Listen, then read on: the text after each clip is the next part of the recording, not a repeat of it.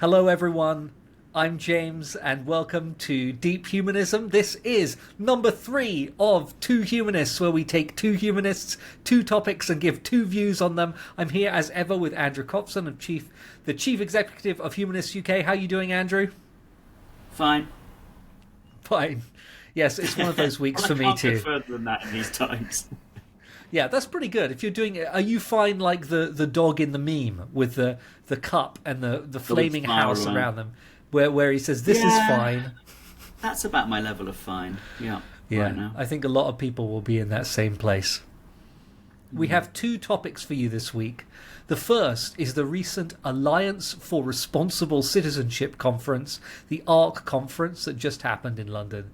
The second is the call from the Bishop of Birkenhead to disestablish the Church of England, both topics which humanists would be interested in. So let's start with the ARC conference. In case you don't know what that is, the Alliance for Responsible Citizenship was an organisation founded in 2023 to sort of present a unified conservative narrative about politics and culture.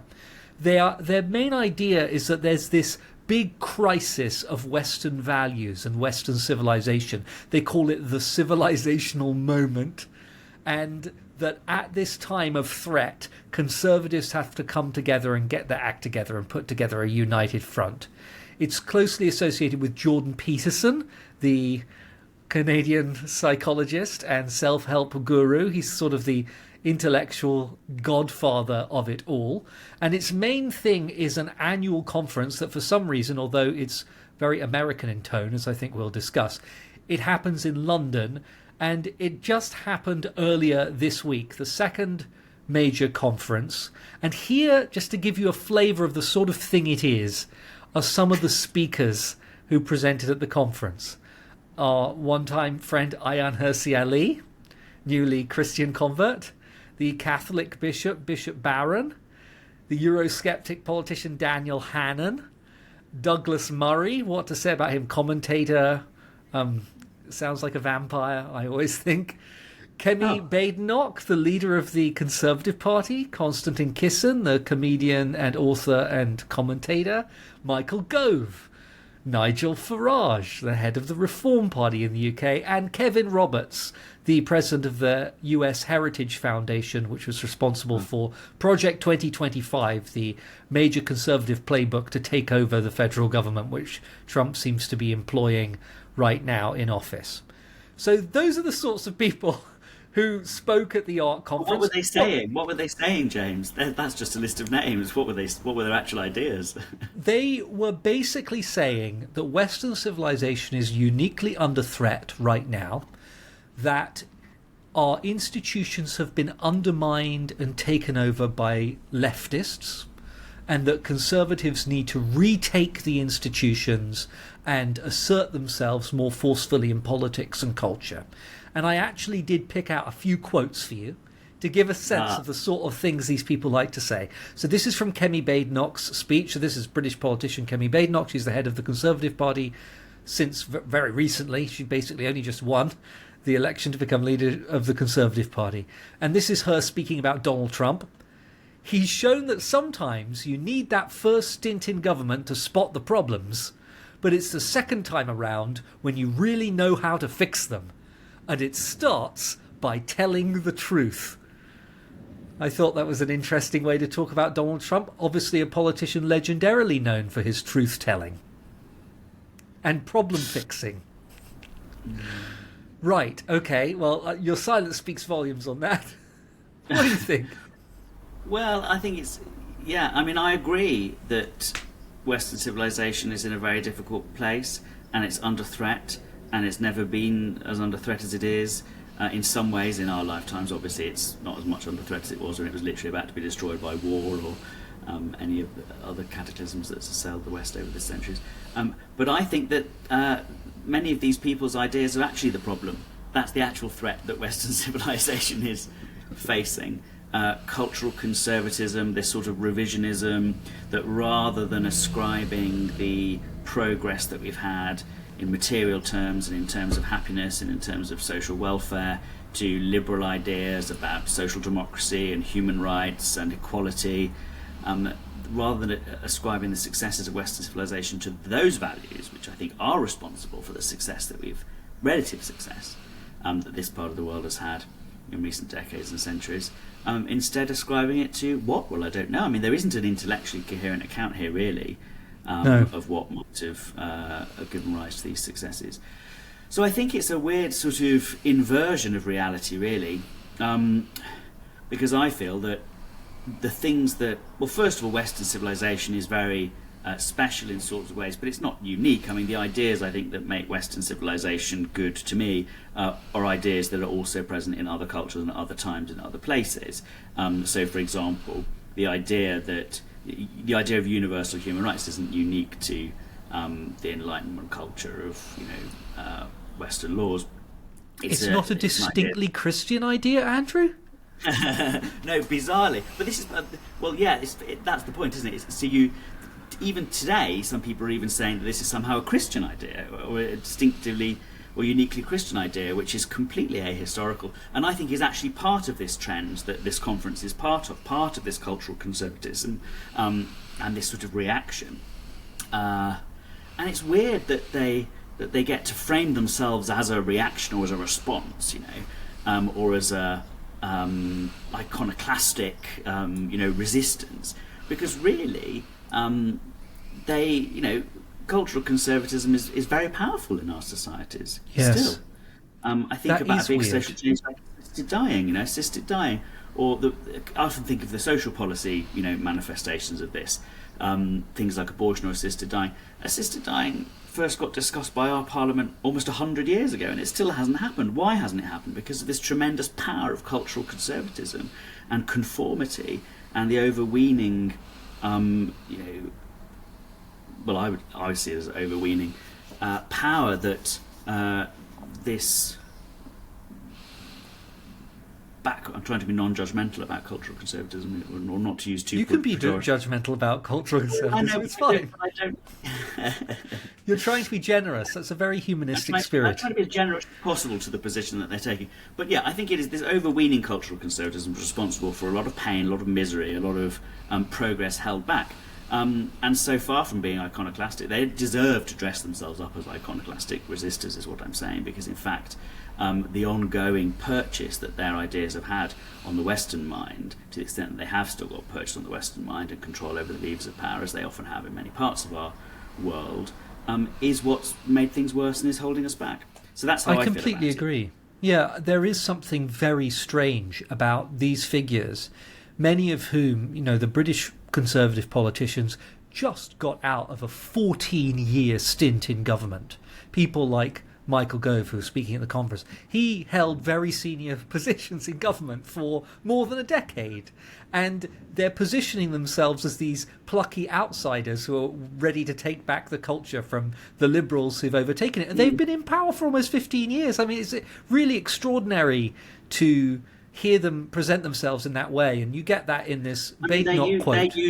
Their usual response to play devil's advocate, or God's advocate, or whatever it might be for the moment, would be to say, well, of course it's true that conservatives have been in power, but A, not conservatives of the right sort, and B, they've only been in political power. The universities and the arts and the wider culture has all been controlled by liberal humanists. And there is something in that, of course, isn't there? Well, I think that you're right that that's a story that they want to tell. I mean, there was the theologian and thinker Os Guinness, who was one of the main speakers at this time and the last conference, and one of his quotes kind of speaks to that. He says, "The Enlightenment was intended to be the replacement for the Christian faith, leading humanity forward with progress under reason, not under God. Secular liberalism has failed. They tried to replace God, but they produced a series of quasi-religions like Marxism." And there's this idea that those quasi-religions, these liberal secular religions, have taken over the academy and have taken over media and music and film and all the fun stuff, the educational and cultural bastions are all liberal. That's true. That's true, because liberalism lends itself to fun stuff. Yes, it's true because people who are creative and questioning, they tend to be more liberal-minded, and that a lot of self-consciously conservative art is quite po-faced and uninteresting, honestly. Although they might be more fun at parties. I often wonder, I often think, having lots of conservative friends and lots of liberal friends, I think that, liberal art is better and liberal literature is better and liberal media are better. But sometimes conservatives are more fun at parties, I find that can be the Why case. are they more fun? What makes them more fun? I don't know. Are they less politically correct? You're going to make me an advocate for conservatives on this. No, it's fine. We're trying to be even-handed. I mean, look, they're right about some things. Why do I think conservatives can sometimes be more fun? Well, the sort of things that make me not like, small c conservative. I'm not making a party political point here, by the way. I'm talking about political trends and ideas. Of course, you never would. But I never would make a party political point. But small c conservatives, well, the sort of things that make them fun at parties, I think, make them bad in politics, bad in political thinking, which is sort of like not taking anything very seriously sometimes, or wearing their ideas quite lightly, and therefore being a little bit more sort of devil may care. I mean, this isn't true of the sort of zealous cultural conservatives on a mission of the kind we're talking about here. I guess I'm talking a little bit about a sort of more old-fashioned liberal conservatism, sort of a complacent small c conservatism, where people so that's sort of, an interesting point, because rather than conservatism mission. One of the speakers at this conference was David Brooks, the American journalist, commentator. He writes a lot of books about contemporary culture, and he is what I would consider a sort of liberal conservative, a small c conservative. And he gave a very, very funny talk at this conference where he promoted small c conservative values, and in the second part of the talk really said Donald Trump is the enemy of all these values. He's the enemy of sort of humanitarian Christianity. He's the enemy of thoughtfulness and intelligent, slow societal change. He's a radical. He's not a conservative at all, really, in the sense of any respect for institutions. Brooks was promoting explicitly a sort of Burkean conservatism over this sort of radical conservatism, and he got some boos from the audience. Really? He got a bit of applause, but he got some boos, and I have to say I did respect him a fair bit to go into this bastion of Trumpism and the sort of populist conservatism, populist cultural conservatism that this conference represented, and put forward what I think of as a more, actually, honestly, broadly, a more humanistic conservatism. Well, he actually spoke about humanism explicitly, and it was nice to hear that, but it was very different from a lot of people's view of the world. I mean, I think the sort of conservative... Roger Scruton is a good example of this philosophically as a conservative, of course. He often delivered a very gentle sort of conservatism, and his own parents were humanists, so there's that sort of element to it. I know that when I think about active politicians, or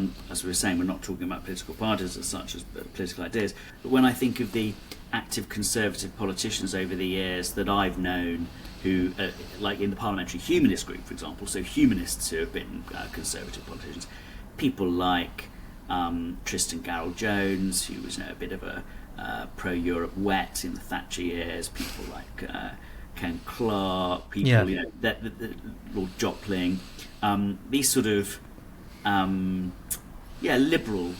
liberal conservatives. I suppose that's the difference, isn't it? Because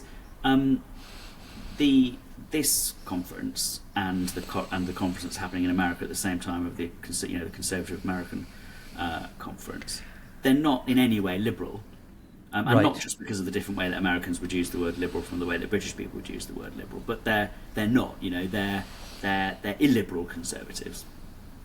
Reactionaries, I suppose, even though, as we were saying, what are they reacting against apart from the dominance of other conservatives? And I suppose that's the difference, isn't it? We're going to anyone with a humanist approach to life is going to be far more comfortable with a liberal conservative than with an illiberal conservative, just like they're going to be far more comfortable with a liberal left person rather than a Stalinist or whatever. I think that's absolutely right. Do you agree with that? I do. Quite left-wing, aren't you? I am quite left-wing, and increasingly so as I age, bucking the supposed trend. I'm going to the left as I get older. But I agree with you that there is a backlash against liberalism that is really at the heart of a lot of this project. And sometimes it's explicit. So they had Peter Thiel, who is the investor. He started PayPal and Palantir, and he's got huge amounts of money, and he's one of the main funders of this conference and this organization. And he gave a talk, and one of the things he said was, I think there are a lot of classical humanist ways to define human beings, and I think that they've gotten exploded. In a way, the more Christian ones are the ones that are still left standing. No. And you get a lot of verbiage like that, which is this sort of idea that some sort of multicultural liberalism has failed. And that was a big part of Kemi Badenoch's speech, actually. I was quite frightened by her speech, not because I think she has the chance to become Prime Minister, because I generally think she's a terrible politician and not very convincing to people, but because her politics were a lot more scary than I thought they were when she just laid out what she believed. She gave a strong focus, for instance, a strong defence of nationalism. Not just the nation state, which she was definitely defending as the most rational organisation of society, and the dreams of people to make an international culture and an international world are foolish, she basically said. But she used the term nationalism and said that nationalism has got a bad rap, but we need to rehabilitate it because it's perfectly right that nations should focus on themselves first. And really? This was a view of the world. Yes, she literally said patriotic understanding. No, she went beyond, I think, liberal patriotism. That might be the sort of the Barack Obama, yes, I think America's the greatest country in the world, just like everyone else who lives in their country think that their country is the greatest in the world, towards an explicit philosophical defence of nationalism. And that is, there are illiberal strains to that. I hear that and I think, oh, no, that is not compatible with the sort of world that I want to live in. And it's certainly contrary to the more internationalist thinking of humanists who tend to want to bring people together across the world and reduce the significance of national boundaries. Well, exactly, because which nation you're born into is an accident. Yes, just like being born into any tribe or religion or ethnicity in a way. I think that to have nationalism rehabilitated in that way is disturbing. I believe in nation states personally because I think they're a potentially rational way to organise human societies if you've then got international structures above them. But the idea of sort of hostile, zero-sum competition between nations with nationalism as your guiding star is obviously very worrying. And of course, that is a problem. And I think it's a problem because that feeling about country has never been eradicated, has it? I mean, it's been built on, slightly sidelined over the decades, especially since since the end of the Second World War, especially in the West, but not really completely sidelined.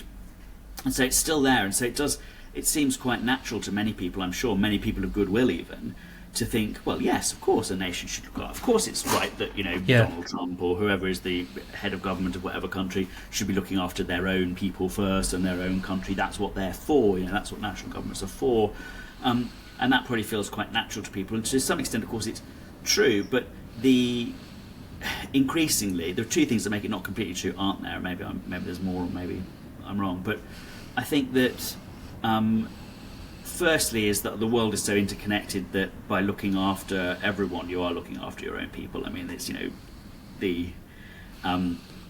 your national interest is going to suffer, at least in the long term, if you take this zero-sum approach. So it's wrong to do that, and nationalism invites you down a sort of dead end in that way. And then the second thing is that although there is a mode where thinking nationally is suitable, for the organisation of public services or social welfare or democratic government or whatever it might be, it's not the only mode that we need to live successfully. And nations border each other, they trade with each other, they are, like we said at the beginning, everyone is a person anyway, whichever nation they happen to have been born into. And so that second factor too must limit the appeal of nationalism to any rational person, I would have thought. But maybe you would think so. Lessons are lost, in history. That's the other thing. Often we put a lot of weight on the Second World War, don't we? Especially in the West. And many young people who are politically active, can't even remember 9/11. Never mind about the Second World War. And I can't remember the Second World War. Although my grandmother used to talk about it, but they won't even remember their grandparents talking about it or whatever. Yes. And so, as an origin myth for internationalism, it's sort of maybe past its best, a bit moth-eaten. We need to find new ways of, accounting for it. I suppose at the end of the 19th century, when people in the foundation of Humanists UK in the 1890s, for example, were talking about internationalism, which they were, of course, it was one of their guiding. Well, I think all humanist organisations started with an internationalist bent. Of course, they were looking back at the 19th century wars, but also colonialism and the colonial clash and the violence of that and everything else when they were trying to build internationalism. So I guess every age needs to find its own origin story and mythos for internationalism. Maybe this will be ours. I mean, maybe the chaos wrought by this new age of empires, by China and Russia and the US and all these other big, greedy geopolitical entities, maybe this will all be so horrendous that it will stimulate a new internationalism. But it'd be nice to have the international spirit without the nasty cause. It would be, and I think you're right talking about finding a sort of origin story for contemporary society or the future. That I think you put your finger on something really important, that the memories of the Second World War, that's the kind of organising event around which much of our international institutions are based and are in response to. And I think that much of our politics is in response to. And I think that as that fades from memory and the direct impact of that is less strongly felt, we have come to a moment where we need new stories and we need to think about what future is going to be about. And that's kind of explicitly what this conference is trying to do for people of a broadly conservative mindset. And it's quite explicit about that. It's saying we're at the civilizational moment, we need a new narrative, let's bring everyone together to come up with a narrative. What I find very unsatisfying about this conference is not its sort of diagnosis of a problem, but the solutions it offers, or in fact the lack of solutions. I mean, they talk a lot about giving a positive vision, a positive conservative vision of society. I didn't hear a lot of that. I listened to a lot of the speeches and I didn't hear much more than criticising the left, right? Mm-hmm. And there wasn't very much positive on display, I have to say. But I didn't disagree with their fundamental analysis that something has majorly changed in the society and we don't have the sort of narrative tools to respond to it. You sort of believe in that, don't you? You believe it there's a sort of crisis of meaning. I don't, you see. But I mean, I don't know if that's just self-satisfied on my part. I don't. I don't feel a crisis of meaning, so therefore there isn't one. But no, I'm not. I don't think so. Sometimes people use the term "the meaning crisis" to mean a specific diagnosis of the problems that we're facing right now. Basically, they think that the meta-narratives that have previously shaped our lives, i.e., Christian theism, have broken down, and now we need a new meta-narrative, or we need to regain the old one. I don't agree with that. I think that's wrong. I think that political conditions have materially changed dramatically, and that we need new mundane and secular solutions, and to get those, we need to talk differently about society. So I think that there is some sort of inflection point we're living through, but I don't think it's a crisis of meaning per se. I think it's a sort of economic and political crisis more than anything. That might be true, but that might give rise to a crisis. I mean, the humanist meta-narrative is good for me. I like it. Yes. I like every bit of it. So then I guess I have a question, which is that where's our version of this conference? Because one of the things that struck me is that this was lavishly funded. It was extremely well filmed. They put the clips on social media within days. Like, you can watch the whole conference online already, and it only happened at the beginning of this week. It was interspersed, the speeches were interspersed with music and poetry. It was quite culturally rich from what I can tell online in terms of, I mean, obviously it's not like I liked the music or all of it, but I liked that they were doing that to try and give something more than these speeches. And there was this sense people responded very vigorously. Like, there was a lot of applause, there was a lot of audience engagement, partly I think because a quarter of the audience was from America. They gave the stats, and that does tend to encourage a more vigorous emotional response to things than Brits can usually muster. But there was a sense in the hall of a shared mission, And speaking to some people who'd been to the conference, they really do feel like... I saw a piece in The Guardian by Ben Quinn, and he said it was part political conference, part evangelical rally. And that's the sense you get watching these clips of these people really believing they're involved in something important. Yeah. And I have to say, I kind of want that on my side of the political debate. And I wonder, where is that? Why don't we have something equivalent? Well, I know what you mean. I mean, and I read a good piece by Camilla Cavendish in the FT weekend yesterday. Said the same sort of thing, that there were good points to it as far as she was concerned. And of course, a lot of these people are very successful. I mean, Jordan Peterson, who you mentioned, a co-organised, Hugely successful. I mean, one of my neighbours he's only ever read one book. I think he's in his 30s, and it was a book by that man. One that lots of young men have read, apparently, about how to sort of Rules for Life, 10 Rules for Life. I think that's it. And that's a big thing if you only ever read one book and it was that one. I mean, I'm kind of. You said that and I was stunned. I didn't know if you were joking or not. I suppose he's read a book in school, but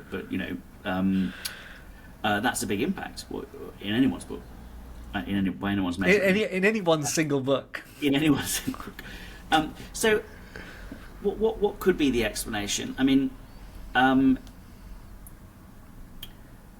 So one of the explanations when you cast around looking for something similar, analogous on the liberal side of things, is to say, well, actually, the Conservatives are right, and the equivalent of going to that conference is going to any festival, any music festival where there are also speakers, any literary festival, turning on any channel from Netflix to Apple TV to the BBC and watching any zeitgeisty.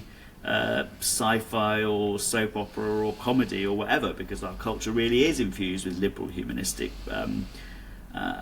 premises, and therefore all that it's so wild at that conference and so intense because it's so small and so singular might be one possible answer, and the corollary of that is that people, liberal type people, don't need that equivalent because they just can participate in the culture that is going on around us. That's one possible answer. These people are weird, not in a pejorative, judgmental sense, but just in sort of like not normal, not living in the same sort of culture as everyone else type sense. And hence, of course, it's big because if you feel like that, you're going to go there. Yes. Whereas. There are plenty of other opportunities for people with perhaps our sort of culture. So you're saying I should go to Glasgow? Yeah, why not? Or what that nice music and book festival they have in Hay on the fringes of the Hay. Yeah. Or Reading, or go anywhere. Watch. I don't know. I don't know really. I'm not sure because I think I am having the feeling that maybe I'm sort of out of touch with the world because I find it a bit hard to understand why people would go to an event like that. I still think that the early 20th century essays of E.M. Forster are a really good read for understanding the world and defending liberalism. So what do I know? I mean, I'm obviously completely out of time. But no, you're right about that. But you can watch Star Trek too, of course. That's another way of living the liberal humanist dream. I think that might be right though. That people go there for that, because they're unusual. And if you look for the equivalent, then you find it all around you in every periodical, every book, and every bit of popular culture. I do because I do think that I do agree with some of those conservatives who say, well, ambient culture is very liberal, because I think that's a good thing. But I think they are right. Of course, recently we have more and more conservative periodicals and dramas and so on. That's also true. So I think they're picking up there. And of course, one of the points of this conference was that culture is where you start. You do need to start in that infamous Steve Bannon phrase of that politics is downstream of culture, and that you need to start with reworking the culture. So of course, I do think that there's a lot to what you're saying there, and I think I certainly have a tendency to think, oh, I wish there was more humanist art, humanist music, and then you think about it, and it's like actually there's tons of it, and it's incredibly almost all of it. influential. You mentioned Star Trek. I was looking up the other day the most successful media franchises of all time, and Star Trek is way up there, and it is massively more popular and successful as a media franchise than, say, the Chronicles of Narnia, which is like an explicitly Christian parable, right? And people talking about the influence. It is reassuring, and you see that and you think, oh, actually, when humanist values are expressed, even pretty blatantly and sometimes very explicitly, in a narrative form, people do respond very positively to them. And so I do sometimes underappreciate that. I guess I do ask myself, well, if it's the case that we do sort of own the culture as liberal humanists, then why does it feel like we're always losing politically, and that society is not trending in our direction? That actually, you know, Trump just got elected. Do you think that's it? Did we get complacent? Did we become fat and happy and lazy at the top of our cultural heap? Yeah, I definitely have. Not fat. But what do we do about it? Well, that's a good question. I don't know. Maybe it is only when you feel frightened and under threat and angry that you get yourself organised politically. I don't think that can be true, though. I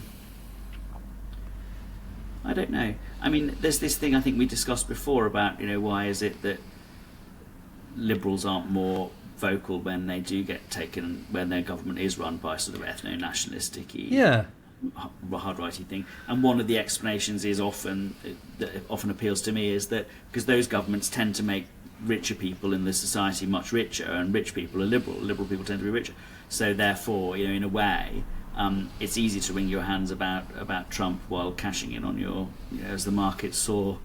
Whether that will happen in the long term, whether his policies will crash the US economy somehow is another question, but it is sort of true around the world where we have seen these sort of conservative governments, you know, especially ethno-nationalist governments come in, is that the liberal people tend to get richer, and so are they sort of being bought off invisibly, or at least an interesting question. Is there a sort of complacency that economic consequence gives rise to? I don't know.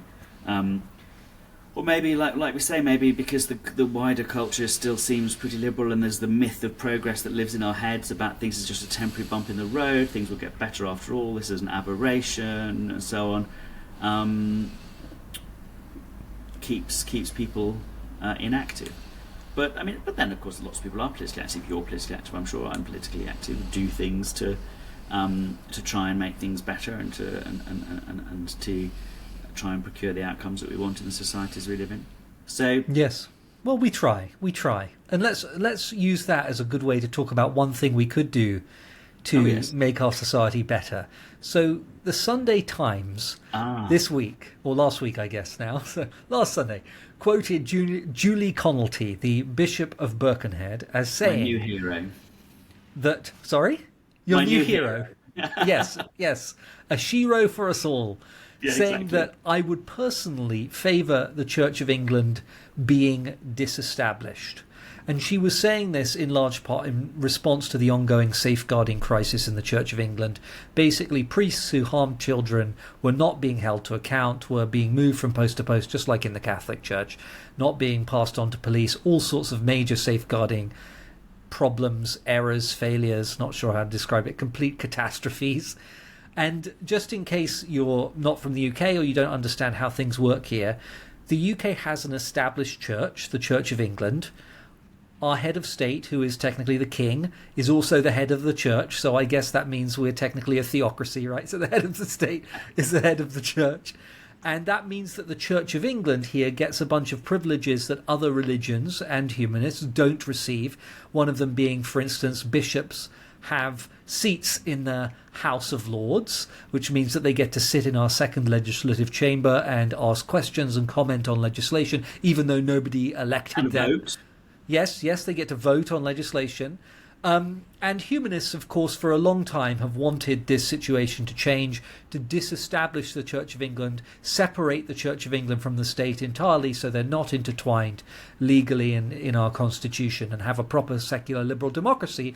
And so it was interesting that this bishop, quite high-ranking person within the church, said openly that she supported disestablishment. What were your responses to this?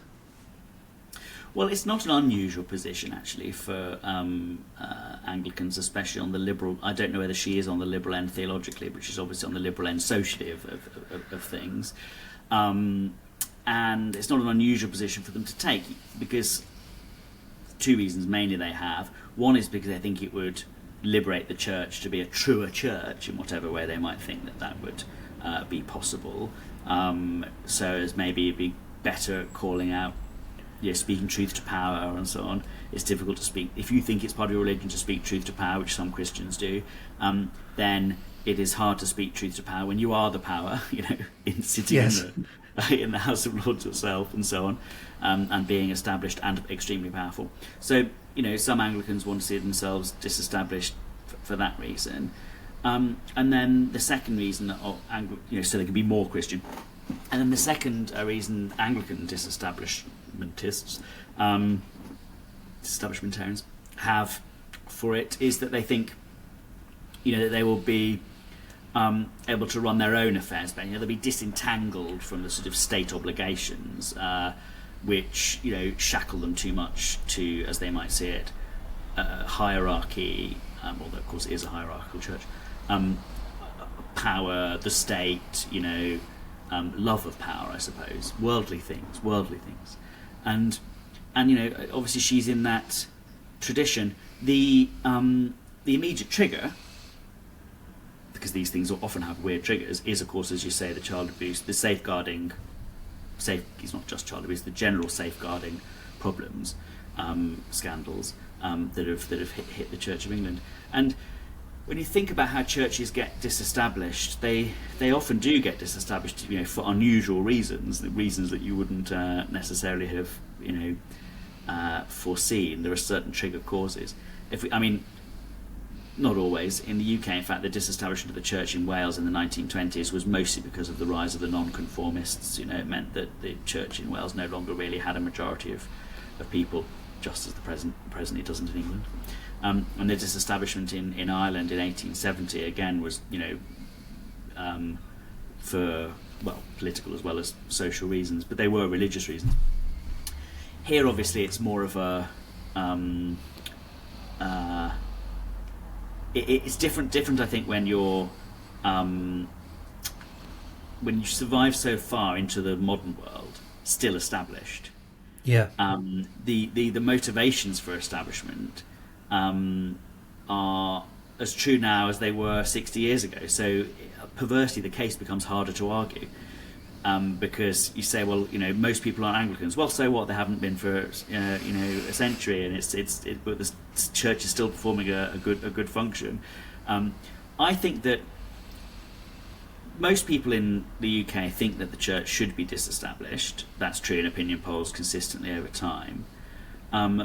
But for most people, it has a very low salience. They really don't think about it very often, and they can't bring themselves to care too much about it. I remember once I was doing a BBC politics show with Charles Moore, the journalist, who was saying, no one cares about disestablishment. It's completely, old-fashioned cause. No one cares about it. And I said, and I still think that is true. Most people, although they do want disestablishment, if you ask them, they don't care about it that much. But most people do care about its various manifestations. So although people in the abstract might not feel that strongly about disestablishment, they feel quite strongly about not being able to get their child into the local school because it's run by a church, because the church, in its historic established position, runs almost a third of our schools, or people voting, bishops unfairly voting in Parliament, even though no one elected them and no other religion or belief gets this privilege, or there only being Anglican chaplains in their hospital or prison where they might be, and wanting to see them, or having to pay chancel liability to upkeep their church in their village, or whatever. People care about those things much more, and so I think that there is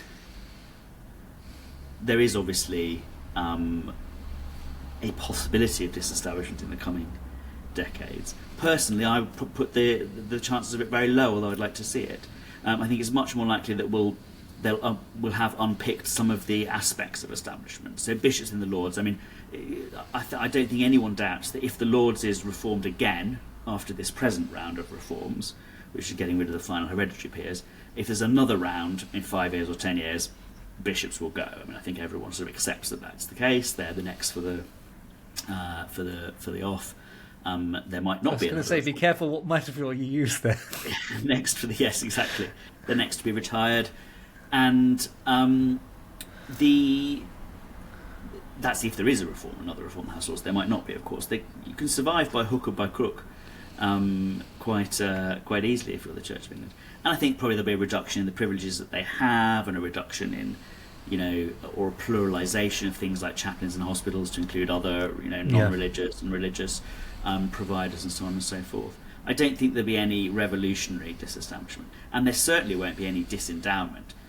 When the Church in Wales was disestablished, its money was taken away, because it was and given redistributed mostly to the University of Wales, who doesn't seem to have spent it very wisely over the century. However, wow.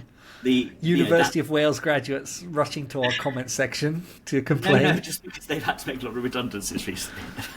They've had some funding problems. So they haven't spent it wisely, possibly. But, the Church of England, massively wealthy, hugely wealthy in terms of assets. Billions of pounds of endowment. Yeah, absolutely. And they normally sort of would plead that they can't spend it or they can't use it or whatever. But in fact, lots of assets. Very wealthy, and unlikely to be disendowed if they were disestablished, but nonetheless it's certainly something to hope for. I love what you said there about the everyday impacts of establishment on people's lives, because I think that many people do see this as a sort of wonkish issue, that only kind of people who care about our constitutional arrangement mind about, and that actually it doesn't really matter. Well, a few bishops get to ask a few questions in the House of Lords. The king, has some ceremonial role related to religion, but what does it really matter? And I think your points about particularly education and the entanglement of religion and education and state education in this country are quite profound. I think that really does frustrate people when, as you say, they can't get their kids into the best state school near them because they are not of the right religion. I mean, that is really quite outrageous when you think about it. And so this does affect people in quite profound ways sometimes, and I'm glad to hear that you think that there's some hope for some reform of some pieces of it. I mean, I was intrigued by a Times report from 2023 that polled all the Anglican priests in the United Kingdom about their views of this, and basically almost half of them, 45%, thought that the situation, the seats of the bishops in the House of Lords should be retained but open to other denominations and faiths. 37% said that everything should remain unchanged, but just under 7%, 78 priests, said that they should be abolished. So there is a small group of even Anglican priests who think that there is a problem with this, and some of them seem to have been becoming more vocal, particularly with this safeguarding scandal going on. And I think the demonstration that the church is institutionally incapable of responding well to it, I think the trigger to these comments was the decision by the Church of England not to outsource all its safeguarding responsibilities to a completely independent body. And I think that really upset a number of people. It did, and especially a number of the liberal people in the church. And of course, this particular bishop is a former social worker, very clued up on safeguarding everything else, and obviously cares about people. And so I think you're right, that's an immediate trigger. But I think there's also a general sense raised by this issue that the leadership of the Church of England, perhaps because of the established nature of the church, is elitist, out of touch, domineering, and so on and so forth. And that's true, isn't it? I mean, if we just, maybe you can't say, maybe you couldn't possibly say, Andrew, but I can say, not leading Humanists UK, like my own view, the response by some of these archbishops to their own failures, like Justin Welby, Stephen Cotterill, Archbishop of Canterbury, formerly Archbishop of York, they're shown to have dramatically failed in their responsibilities to protect the children over whom they were responsible, whose safety they were responsible for, and just responding incredibly feebly, in my mind, to their own failures, kind of whining about how they're being treated by the press and by other people, and just making it all about themselves and how difficult the position they were in. Just these are supposed to be spiritual and moral leaders. I've just found them honestly quite disgusting and disgraceful. Oh, and you're piling it on a bit heavily. Well, I'm angry about it. These were very vulnerable people who were taken advantage of repeatedly by priests, and instead of doing what anyone should do, which is saying, you're out, I don't care, about the particular rules we have to follow, we have to find a way to make sure these people are never around children again. They fudged things and gave them honorary appointments and then, moved people about. It's despicable, isn't it? But do you think that sort of behaviour is despicable? But I think that's, and it may or may not be linked to establishment. What I think was linked to establishment is the fact that when you're selecting people to be Archbishop of Canterbury or to be Archbishop of York, you're not necessarily selecting them for those things that you rightly talk about. You're not selecting them to be great at safeguarding or selecting them to have great principles in this other way. You're selecting them for a range of things, which include being able to crown the king.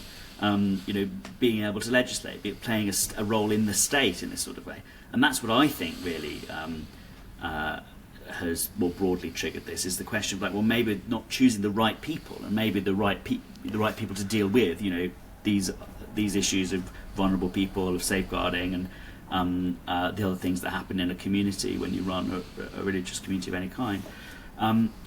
If you're instead choosing them partly because they've got to look good in the House of Lords, or that's a really good point. I hadn't thought of that.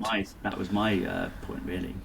Yes, and it plays into this disestablishment question, because you're quite right that when it's the wrong person spec. Yes, right. They're selecting. The Church of England obviously has to choose.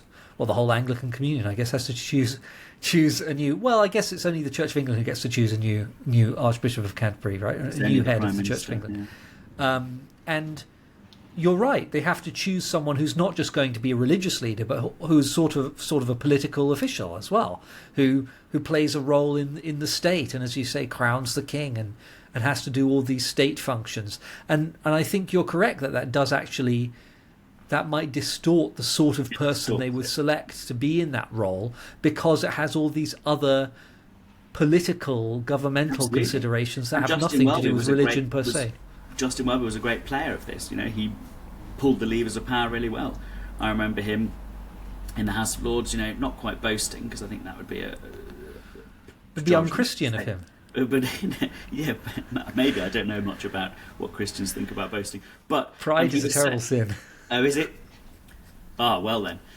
He was certainly stating that he personally had put a stop to the plans of the government to regulate religious out-of-school settings, like Sunday schools and others, with a view to safeguarding. And he obviously, he was able to do that because of his political aspect, in the House of Lords and in the established church. And he was a very effective politician until the end. When it turned out he wasn't, but he was very effective politician through the period that he was Archbishop of Canterbury. Agnostic as to whether he was a good man or a good bishop or a good any of those other things, he was a very effective politician. I would say that he secured what he wanted more often than not. I think there's something that comes to mind when talking about this, about the sort of dual roles that religious leaders within the Church of England particularly have to have because of establishment. I spent 15 years in the States. A chunk of that was leading a humanist congregation and working alongside local religious leaders of different traditions. And a lot of the time what we did together was lobby for changes in the law and speak out on behalf of our tradition in favour of our values and the sort of legal expression of those values. And what struck me was two things in relation to the conversation that we're having now. First, that these religious leaders were perfectly capable of speaking into the public conversation about issues that mattered to them, even though they didn't have any formal role in the government. It didn't disempower them from speaking about political issues from their religious perspective, and the Church of England could continue to do that. But secondly, it might even be able to do it, and I think you were alluding to this, do it better and more effectively if it wasn't part of the government itself. I'm thinking about recent comments that Justin Welby made about the immigration and asylum debate, where he came out quite strongly against something the government wanted to do, and I think the previous government it was, and was roundly criticised by, Conservative politicians for sticking his Christianity into their politics. I think one of them said he should stick to religion and stay out of politics. And I think that sort of response sort of weirdly makes more sense when the church is established and has this weird dual position and has to be very careful of how it speaks about political issues. Whereas if they were out of that tent, they could much more clearly say, no, as Christians, our moral values dictate this, and that's why we oppose or support this bill. So I think it might be better. It would free them up to have that moral voice that a religion at its best should be. I think that's right. I mean, I'm not going to pretend that my case for secular democracy is entirely built on the interests of the church. But I would say it would be in their interests to be able to do that. I mean, if we're all free and we're all treated equally and we all have a voice on a shared basis in the public sphere, and not on a privileged basis, then I would say we're all better off. Just as we're all better off as individuals in a more equal society, we're all better off, whatever our religion or belief, in a more religiously equal society where people of different denominations and beliefs are treated equally and with no privilege. That benefits us all, even the people who are might have to lose a bit of privilege to get to that state of equality. We'd all benefit in the end, and we'll all be freer in the end. And I think that is probably one of the things that was motivating the bishop that we started with this discussion of as well, because I think a lot of Anglicans feel the same, and they feel that if we want to really speak truth to power, be true to our consciences, we need to rid ourselves of the encumbrance of establishment. So you've heard it here first. The disestablishment of the Church of England, better for the United Kingdom and better for the Church of England as well. What more could you want? It's a win-win. Win-win. Just the opposite of zero-sum that we're starting. Exactly, and that's exactly the sort of solution humanists are always looking for. That's right. Andrew, thank you so much for another fun discussion. Hopefully we can solve more of the world's problems in another 2 weeks. That was easy. We basically took 25 minutes to solve the problem of the establishment of the Church of England. Harder one next time. Yeah, why has it taken so long for them to fix it, I wonder? It seems to be a simple case. Thank you, everyone, for tuning in to Deep Humanism. I'll see you in the depths.